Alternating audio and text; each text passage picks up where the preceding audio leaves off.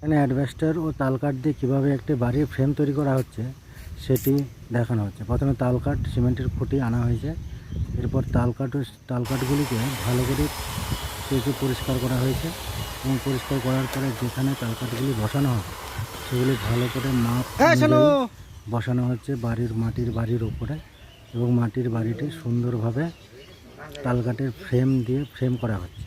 তালকাঠগুলো যেখানে প্রয়োজন সেখানে কাটা হচ্ছে, যেখানে দরকার সেখানে আবার লাগানো হচ্ছে। এরকমভাবে একটি সুন্দর একটি ফ্রেম হয়েছে এবং এই মিস্ত্রিরা দেখতে পাচ্ছেন সবাই কাজ করছে। কাজ করার পরে এরকম একটি সুন্দর উপরের দিকে ফ্রেম হয়েছে, এর উপরে অ্যাডভেস্টার চাপবে।